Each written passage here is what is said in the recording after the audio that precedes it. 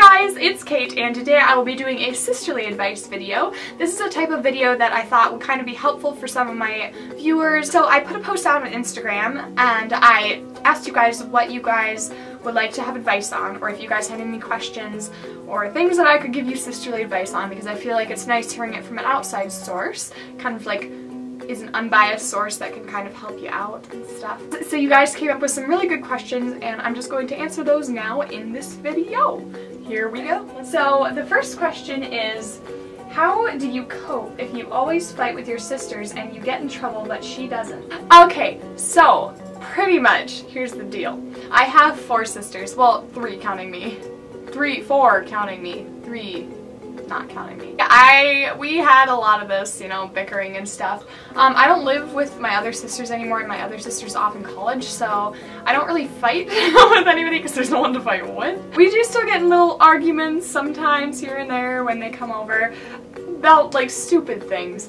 And when I did, like when we did all live together, I do recall a lot of the fights. She was the antagonizer, I then acted upon it, and so my parents would usually always punish me, and I think it's just parents look at you because you might be the older one. I don't know if you're the older one, but you're like, they look at you as more responsible and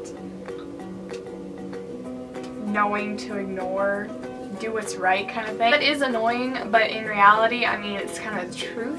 You should be the one to set the example and ignore the argument, even if you don't want to. It's life. So if your sibling is fighting with you, the minute it starts, go to your parents and say the problem or what's happening, and if you can't, then just don't talk back to your sister or sibling or whatever, just let them be, count to 10 and walk away. Like, don't acknowledge them. Just completely remove yourself from the situation. And that is a good tip, because then you can't get in trouble if you didn't do anything. So completely just remove yourself. And in the end, you'll be the one who wins because you won't be getting in trouble for something you didn't do. See? Okay, Cindy says, how do you keep the conversation going and how do you start a YouTube channel? So I'm doing a video soon on all of that YouTube advice because I got a lot of questions in here about that, so that'll be in a separate video. But how to keep up a conversation. This is something that I have tried to conquer over a long time. I love talking to people, don't get me wrong, but when there's somebody who can't hold a conversation with you, you're like, great, thanks. I'm glad I took the time to talk with you, and you're just like, yep, totally. One-word replies are never fun. Just gonna put that out there. And so ask them what their interests are. I don't know if this refers to a guy that you're talking about, but ask them what their interests are. Guys like talking about themselves just as much as girls do. So ask him what sports he's in, like what he's doing, but don't constantly be asking what he's doing because that's annoying. Had those people, what are you doing? What are you doing? What are you doing? No. So like little conversation starters, you can even look it up online. Sometimes playing, that's a bad idea. Don't actually play 20 questions. That never goes well. I've had experiences. 20 questions used to be innocent. Not anymore. Strike up a conversation by asking them about things that they do, and then they'll hopefully retaliate back and be like, yeah, how's your day going? And like, what are you into? How about you? You know, those kind of things. This one's from Mia. How can you get closer with your sister and develop a closer, stronger relationship and prove to her that you are there for her? Okay, so I think this more pertains to my older sister. Like I said, I have a lot of sister experiences because I have so many of them. My older sister went away to college last year, and we used to be super duper close because we would always be doing things together. It would always be my sister and I. We were like 2 peas in a pod. We were always together. But then she went away to college, and I feel like the last 3 months before she went away to college, we kind of grew apart because so many things changed in our life, and like our styles changed. Well, our styles were always kind of different. Our personalities just kind of changed. She got quieter, I got louder. Making sure that you still find ways to like hang out together, and just make sure that you don't let your busy life butt into the time of hanging out together. Try to find things that you like and find things that she likes, and maybe make little date nights where you guys can do those things together. Or it can be so simple as like baking a pie or baking a cake. Just doing it together, and the more time you're together doing something that you're both being happy and enjoying, the more time you'll like have to bond. And because when people are happy, that's when they bond. And like, I don't know, just throw a dance party. How to deal with annoying boys in your class.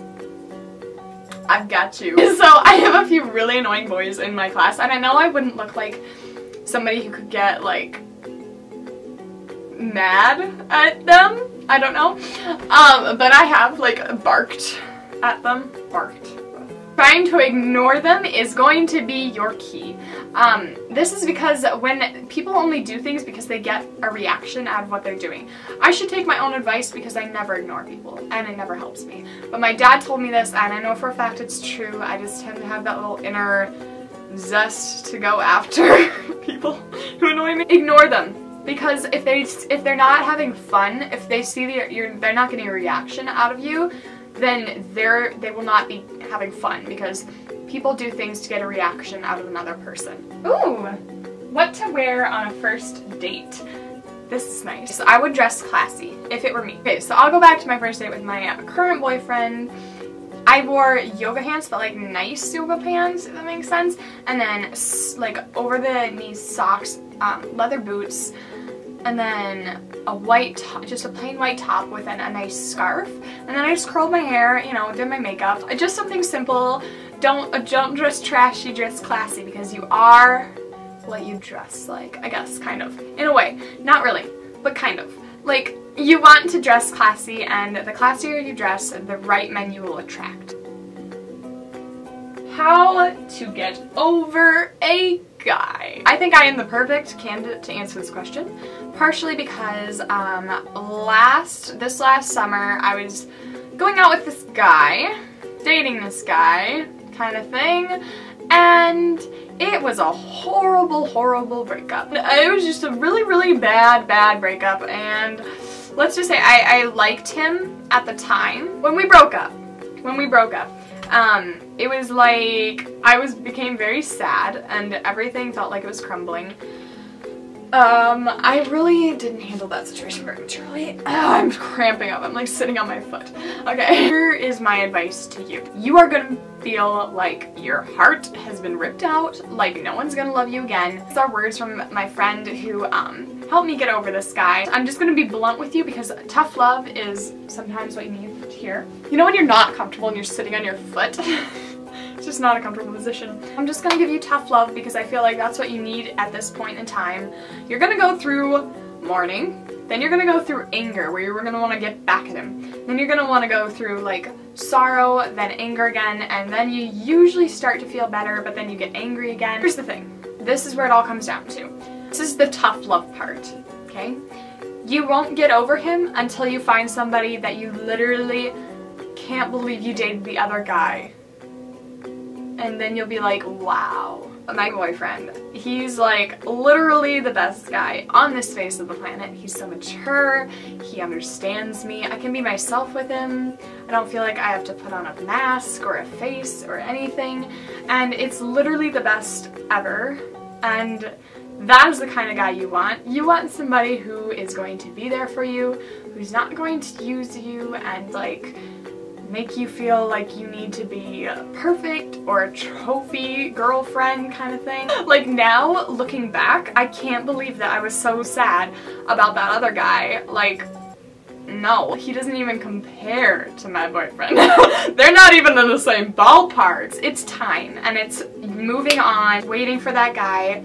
Don't go looking, wait for him, because usually you find the guy you like and you end up really truly having feelings for when you least expect it. Okay, next thing is how to stop insecurities. And okay, so here's the fact. I have such big insecurities, and the reason I conquered them is because I realized that everyone else does, and I'm not that only one person. And like, you kind of have to just get over it in a way and try to love yourself, love your insecurities, because your insecurities are what makes you an individual. And whether you like it or not, a lot of other people will think that your insecurities are beautiful. Just accepting who you are for you, because you're beautiful just the way you are. Like, don't let anybody change that. So that is it for today's sisterly advice videos. If you guys have any more like advice videos, I'm going to try to do one of these every month. So you guys can go and put them in the comments down below, and then I will be sure to do another one for you guys if you guys have any topics I didn't touch on, and I would love to do those because I think this is kind of fun. It's nice to hear somebody else's perspective on things. Alright, so I hope you guys are all having a great day, and I love you guys all so much, and keep safe. Make this start of the new year, make wise decisions. There are people who love you out there. There are people who care so much about you. So be safe. Bye!